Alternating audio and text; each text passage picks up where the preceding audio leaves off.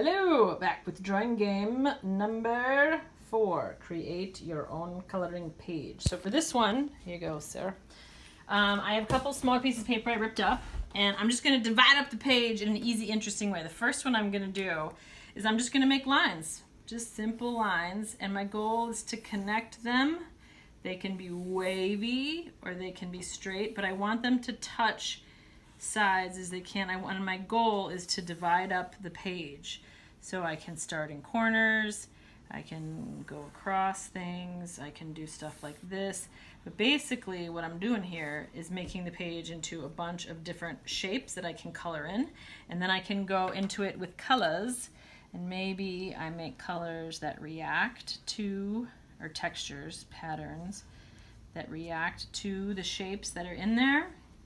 And then it becomes like a Zen doodle. Maybe I could put this one down.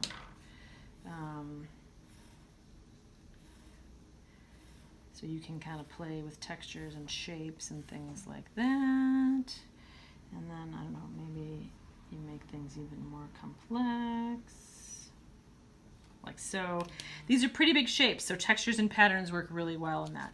The other option, which is a fun way to break up the shape, is to actually make letters for your name. So I'm going to do Rosen, because this is the Rosen Art channel. I always do Rosen Art, but I want to make my letters touch the sides as much as possible. And they don't have to be in order. They can be, but I can do, here's my O, I can make it a perfect circle. Maybe I want to switch it up.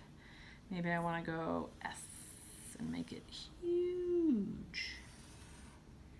Maybe my E connects there, but see, these aren't touching the sides of the page, so I'm going to keep them going. Rosen.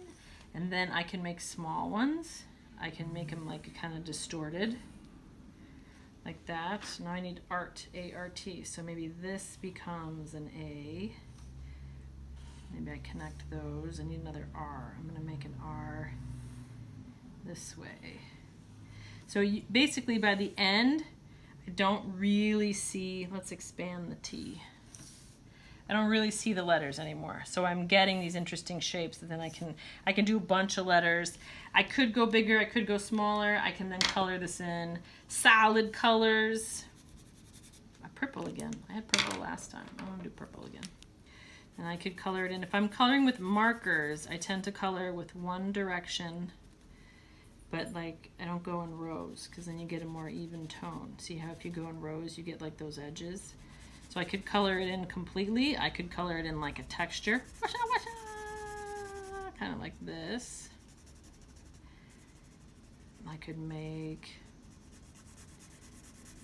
color it in with colored pencils. I could color it in with patterns and textures. Keep looking at that.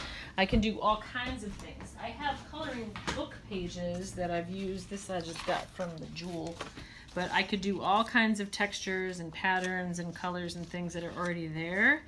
The key, and really what I did with most of these already have them, but if you're going to make up your own, you can just continue shapes. You can add your own textures. You can add your own designs. You can add multiple colors in a section and just play with lines. But the idea is to just play, because actually your brain, when you're coloring, is just as soothed as when you are meditating. And it's a great way to calm yourself, to pass the time, to, you know, just have an interesting time in your afternoon, perhaps. Enjoy.